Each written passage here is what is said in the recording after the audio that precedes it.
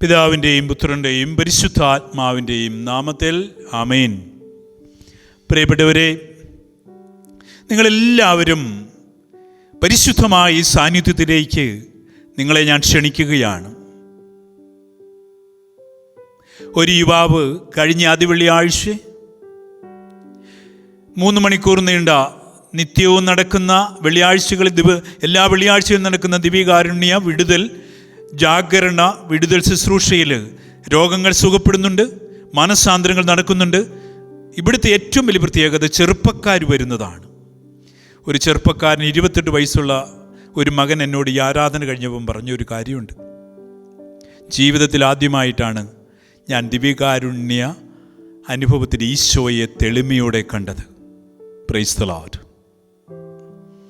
5 ദിവസത്തെ ധ്യാനം കൂടുന്നതിൻ്റെനേക്കാൾ വലിയ ശക്തമായ സ്വാധീനം എൻ്റെ ജീവിതത്തിൽ നടന്നിട്ടുണ്ട്. പ്രിയപ്പെട്ടവരെ, ഈ ബലിപീഠത്തിൽ നടക്കുന്ന ആരാധനയുടെ ശക്തി അതാണ്. വെള്ളിയാഴ്ചകളിൽ മനസ്സാന്തരങ്ങൾ, രോഗസൗഖ്യങ്ങൾ, വിടുതൽ ശുശ്രൂഷകൾ നടക്കുമ്പോൾ കണ്ണുകളിലേക്ക് നോക്കുമ്പോൾ നമുക്കറിയാം നിരാശ വിട്ടുപോകുന്നു, ഹൃദയത്തിൻ്റെ ഇരുട്ട് മാറുന്നു. ദൈവം ദിവ്യകാരുണ്യത്തിലൂടെ ഇറങ്ങുകയാണ് ഓരോ മനുഷ്യരിലേക്കും, ഈ ബലിപീഠത്തിൽ ചുറ്റുമായിരിക്കുന്നവരിലേക്ക്.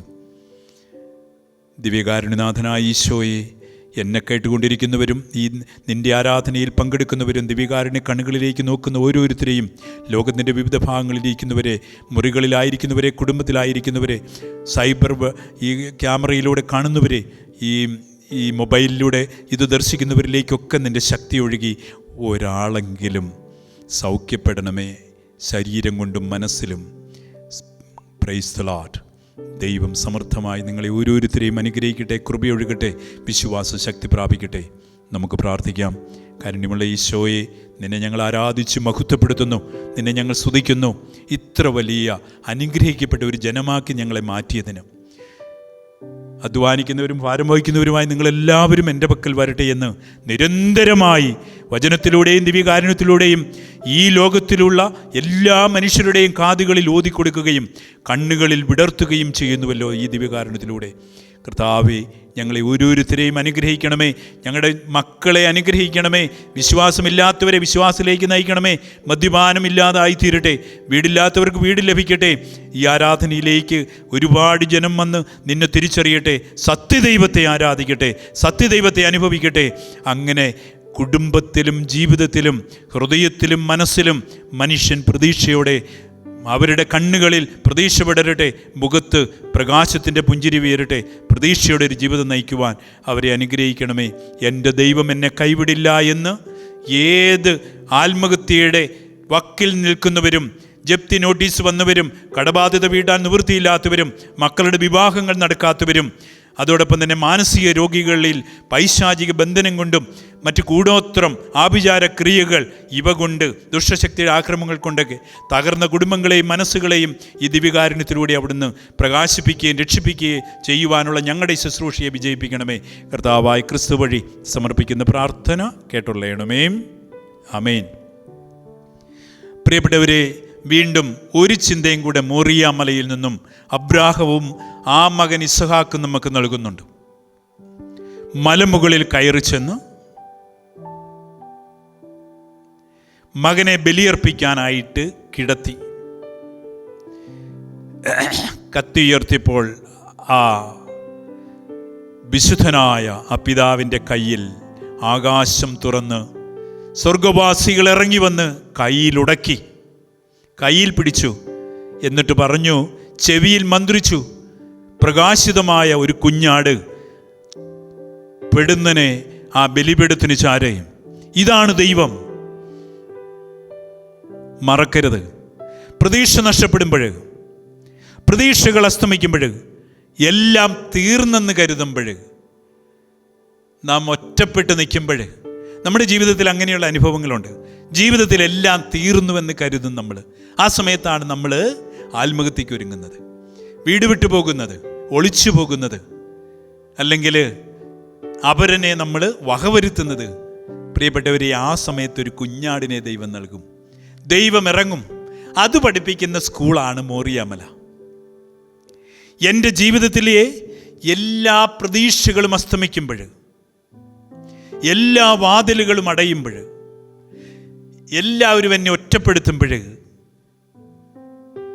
എന്നെ ഒറ്റപ്പെടുത്താതെ നിഴലായി എന്നെ എൻ്റെ തോളിൽ കെട്ടിപ്പിടിക്കുന്ന ഒരു തമ്പുരാൻ്റെ പരമചൈതന്യത്തിൻ്റെ സാന്നിധ്യമാണ് ദിവ്യകാരുണ്യം. മറക്കരുത്. നമ്മുടെ ജീവിതം അസ്തമിക്കുമ്പോൾ ഓടിയെത്തേണ്ടത് എവിടെയാണെന്നറിയാമോ? തിരുഹൃദയ രൂപത്തിൻ്റെ മുമ്പിലോ പരിശുദ്ധ അമ്മയുടെ രൂപത്തിൻ്റെ മുമ്പിലോ നിങ്ങൾ സ്നേഹിക്കുന്ന ഏതെങ്കിലും വിശുദ്ധൻ്റെ നൊവേനയിലേക്കോ ആശ്രയിക്കുക. ജപമാല കയ്യിൽ പിടിക്കുക. പ്രിയപ്പെട്ടവരെ, ഞാൻ മനുഷ്യരോട് പറയുന്നൊരു കാര്യമുണ്ട്.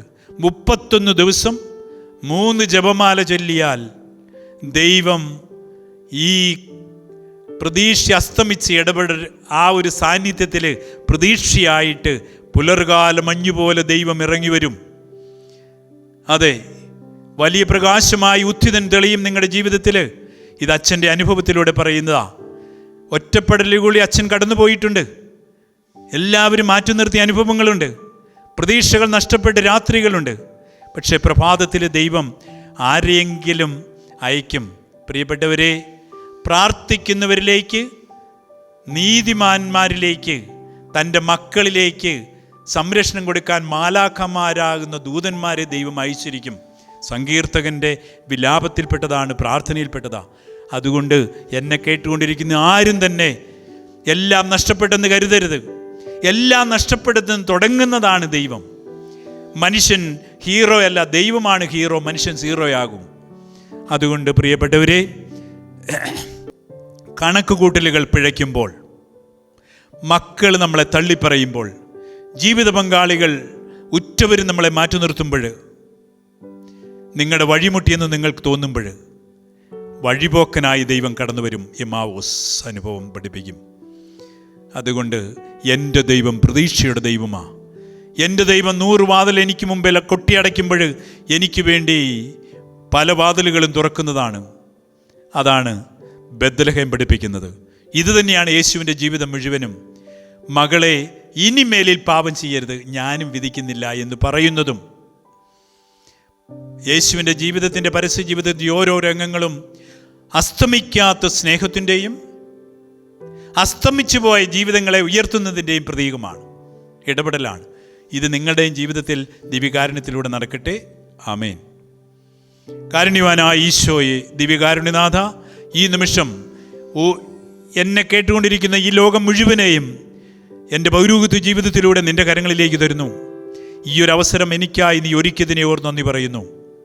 ഇവിടെ നിരന്തരമായി പ്രാർത്ഥനിക്കുന്ന ഓരോരുത്തരെയും, ഇവിടുത്തെ ശുശ്രൂഷകരെ എല്ലാം സമർപ്പിക്കുന്നു. കൈവിടരുത് നാഥ. രാപകലില്ലാതെ പ്രതീക്ഷ നഷ്ടപ്പെട്ട ജീവിതങ്ങൾ കയറി വരുമ്പോൾ അവർക്ക് പ്രതീക്ഷയുടെ വാതിലുകൾ തുറക്കാൻ ദിവ്യകാരുണ്യനാഥൻ ഇവിടെ ആയിരിക്കുന്നതിനോട് നന്ദി പറയുന്നു.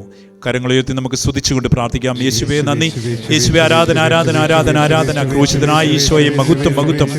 ഏക ദൈവമേ, ഇറങ്ങി വന്ന് അസ്തമിച്ച ജീവിതങ്ങളിലേക്ക് പ്രഭാത സൂര്യനെ പോലെ കടന്നു വരണമേ. പ്രഭാത നക്ഷത്രം പോലെ അവരിലേക്ക് കടന്നു ചെല്ലണമേ. ഓരോ ബലിയും ഓരോ പ്രഭാതത്തിലെ ദൈവിക ശക്തിയാണെന്ന് തിരിച്ചറിയുവാൻ വിശ്വാസികൾ എല്ലാ ദിവസവും വിശുദ്ധ ബലിക്ക് പോകുവാനുള്ള വഴി തെളിയട്ടെ. സന്ധ്യപ്രാർത്ഥനകൾ മുടക്കാതിരിക്കട്ടെ. തിരുവചനം നിരന്തരമായിട്ട് വായിച്ച് അനുഗ്രഹം പ്രാപിക്കട്ടെ. ദിവ്യകാരുണ്യ ആരാധന നടക്കുന്ന ചാപ്പലുകളിൽ കയറി ചെന്ന് കമിഴ്ന്ന് കിടന്ന് പ്രാർത്ഥിച്ച് അനുഗ്രഹം പ്രാപിക്കട്ടെ.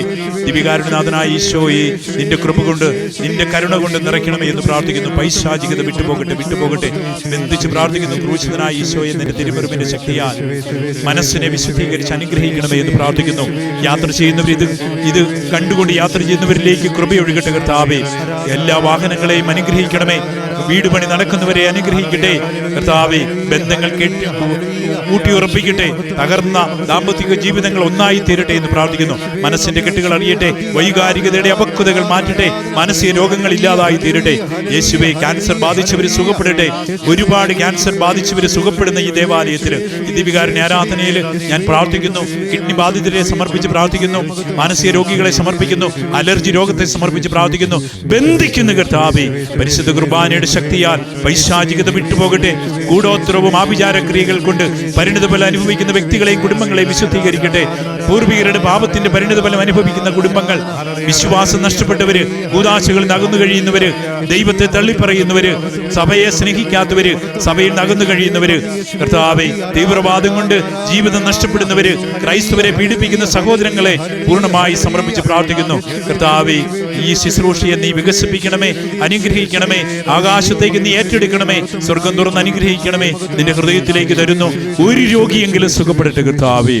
യേശുവേ നന്ദി, യേശുവേ ആരാധന, മഹത്വം ഉണ്ടാകട്ടെ. ആമേൻ. ആരാധിച്ചിടാം,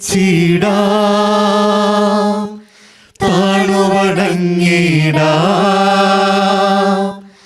ആശ്രയിച്ചിടാം ദിവ്യകാരുണ്യത്തെ. ആരാധിച്ചിടാം, താണുവണങ്ങിടാം, ആശ്രയിച്ചിടാം ദിവ്യകാരുണ്യത്തെ. ആരാധിച്ചിടാം, താണുവണങ്ങിടാം, ആശ്രയിച്ചിടാം ദിവ്യകാരുണ്യത്തെ. നമ്മുടെ കർത്താവ് ഈശോ മിശിഹായുടെ കൃപയും പിതാവായ ദൈവത്തിൻ്റെ സ്നേഹവും പരിശുദ്ധാത്മാവിൻ്റെ സഹവാസവും പരിശുദ്ധ കുർബാനയുടെ അഭിഷേകവും നിങ്ങളിൽ വന്ന് നിറഞ്ഞ് നിങ്ങളെ അനുഗ്രഹിക്കുമാറാകട്ടെ, ഇപ്പോഴും എപ്പോഴും എന്നേക്കും. ആമേൻ. പരിശുദ്ധ പരമമാ ദിവ്യകാരുണ്യമേ, ഇന്നുമെന്നും അങ്ങേക്കാരാധന.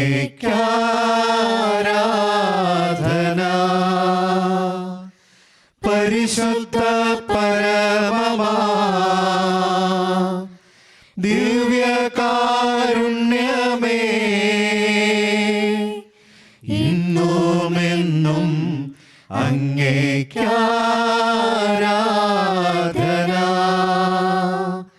പരിശുദ്ധ പരമമാ